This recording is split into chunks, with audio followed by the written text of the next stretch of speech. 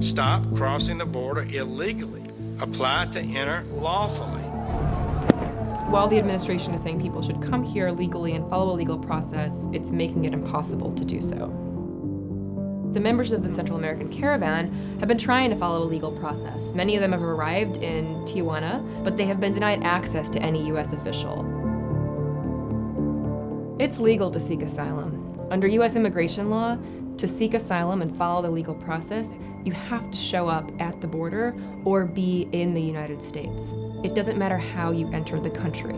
If you're in the US or you arrive at a port of entry, you can seek asylum. There's no way to ask for a visa or any type of authorization in advance. You just have to show up.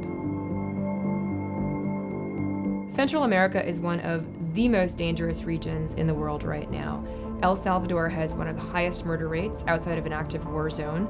And to many people living there, it actually feels like a war zone.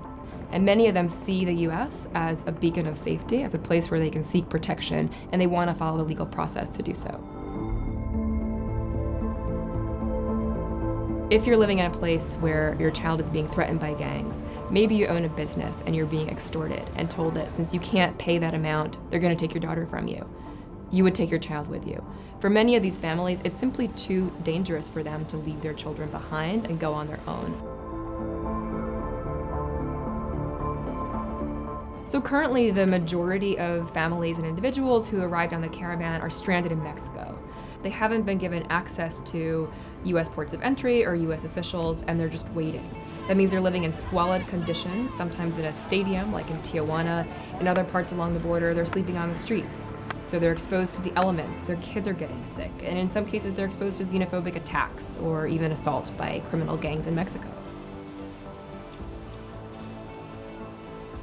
Well, the Mexican government has been making efforts to strengthen and expand its asylum system, but they're not there yet. And in the meantime, the U.S. has a robust protection system that's existed since World War II.